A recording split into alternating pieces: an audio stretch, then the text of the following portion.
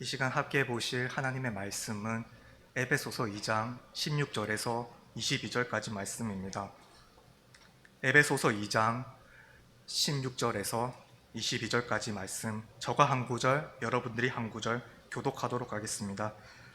또 십자가로 이 둘을 한 몸으로 하나님과 화목하게 하려 하심이라. 원수된 것을 십자가로 소멸하시고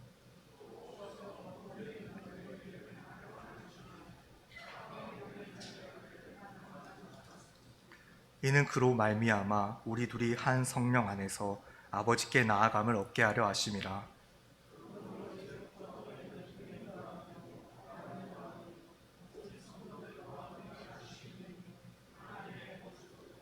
너희는 사도들과 선지자들의 터 위에 세우심을 입은 자라. 그리스도 예수께서 친히 모퉁이 돌이 되셨느니라.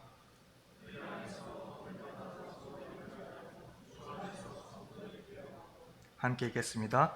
너희도 성령 안에서 하나님이 거하실 처소가 되기 위하여 그리스도 예수 안에서 함께 지어져 가느니라. 아멘. 예수님은 십자가로 유대인과 이방인을 하나로 묶으셨습니다. 한 세 사람이 되게 하셨습니다. 예수 그리스도를 믿음으로 그리스도와 연합을 이룬 모든 존재는 하나의 새로운 존재인 교회가 됩니다.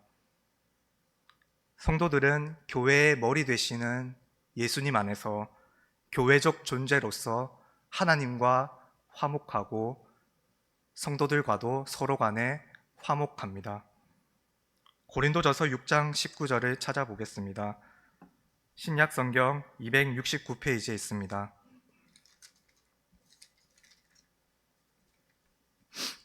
고린도전서 6장 19절 말씀 찾으셨으면 함께 읽겠습니다. 시작. 너희의 몸은 너희가 하나님께로부터 받은 바 너희 가운데 계신 성령의 전인 줄을 알지 못하느냐. 너희는 너희 자신의 것이 아니라. 교회적 존재라는 것은 우리 한 사람 한 사람이 성령의 전이라는 말입니다. 죄가 들어오기 전에 사람은 영광스러운 성전이었습니다. 하나님의 형상으로 인격적으로 지음 받은 사람은 거룩하고 흠이 없고 도덕적으로 완벽한 하나님이 보시기에 심히 좋은 상태의 성전이었습니다. 하지만 죄로 인해 사람은 하나님의 형상을 잃어버리게 되었고 순결함과 정직함, 진리에 관한 지식과 선함 등 성전으로서의 모습이 사라지게 되었습니다. 인간에게는 불순함과 공허함, 황폐함, 죽음 등이 자리 잡게 되었습니다. 타락한 사람은 스스로 하나님의 형상과 하나님과의 관계를 회복할 수 없었습니다. 그래서 예수님이 이 땅에 오셨습니다. 우리는 하나님의 놀라운 은혜 아래에서 진리의 영이신 성령님의 인도하심에 따라 십자가와 부활 사역으로 우리를 죄로부터 해방시킨 진리이신 그리스도께로 향하게 되었고 예수님을 믿고 하나님의 형상을 다시 회복했습니다. 다시금 거룩한 성령의 전이 되었습니다. 오늘 말씀을 통해 교회로서 성령의 전으로서 정체성을 가슴에 새기고 살아가는 저와 여러분 되기를 소망합니다. 17절 말씀을 보면 십자가로 하나님과 우리의 관계를 회복시킨 예수님이 모든 믿는 자에게 평안을 끼치는 분으로 나타납니다. 여기서 먼데 있는 너희는 이방인을 뜻하고 가까운 데 있는 자들은 유대인을 뜻합니다. 예수님의 십자가로 인해 유대인이나 이방인이나 모두 하나님 나라의 백성이 되어 하나님 나라의 평안을 누릴 수 있게 되었습니다. 이 평안은 세상이 줄 수 없는 참된 평안입니다. 18절에 보면 예수님께서 이 땅에 오신 목적이 분명히 나오는데요. 바로 하나님 아버지께 나아감을 얻게 하시기 위함입니다. 예수님이 죄로 인해 하나님으로부터 멀어져 있던 사람들을 하나님 가까이로 이끌어 주셨습니다. 하나님께 나아간다는 말은 하나님을 예배한다는 말과 같습니다. 여러분, 예배는 하나님과 관계하는 방식입니다. 우리가 하나님과 관계하고 있을 때 영적 감수성이 민감하여 하나님의 말씀에 귀 기울이고 하나님께 영광의 찬송을 올려드리기 위해 솔선수범하게 됩니다. 참 좋으신 하나님의 성품을 느끼는 것 자체가 그리스도인에게 위로가 되고 선한 것을 향한 마음을 불러일으키기 때문입니다. 오늘도 말씀을 통해 하나님과 관계하는 이 자리에서 영과 진리로 하나님을 예배하는 우리 모든 지체들 되기를 소원합니다. 18절에서 한 가지 주목할 점은 하나님께 나아가는 방식이 한 성령 안에서라는 점입니다. 예수님이 십자가 사역을 마치고 부활하시고 승천하셔서 하나님 우편에 앉아 계셔서 하시는 일이 무엇입니까? 바로 성령님을 이 땅에 보내주셨습니다. 성령께서 친히 우리를 예수님을 믿는 자리 가운데 인도하여 주셔서 새 언약 백성이 되게 해주셨습니다. 예수님이 부활하시고 40일 만에 급히 하늘로 올라가신 이유가 무엇입니까? 바로 성령님을 통해 우리에게 더 성큼 다가오시기 위함이고 성령님을 통해 우리 한 사람 한 사람에게 더 역동적으로 다가오기 위함입니다. 2000년 전 초대교회 성도들이나 오늘 현재 한우리교회 성도들이나 동일한 성령님의 인도하심으로 예수님을 믿습니다. 한 성령 안에서 한 예수님을 믿고 유일하신 하나님께 나아가 예배합니다. 예수님이 보내신 성령님은 지금 또 전 세계 그리스도인들을 향해 역동하고 계십니다. 19절에서 이제 모든 사람은 하나님 나라 밖에 있지 않고 하나님 나라 안에 있다고 말해주고 있습니다.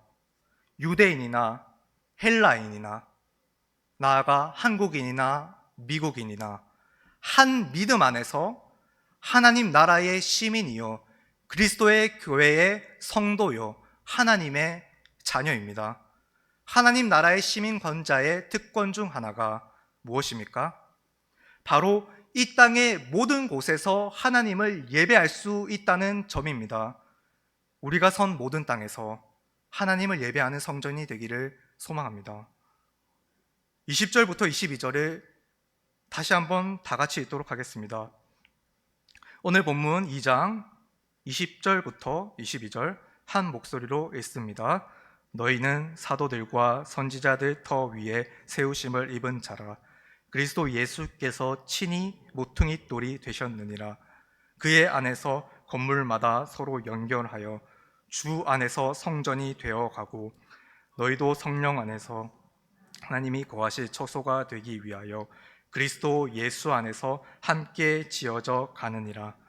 아멘. 여러분, 교회는 하나님이 거하시는 처소, 즉 성령의 전입니다.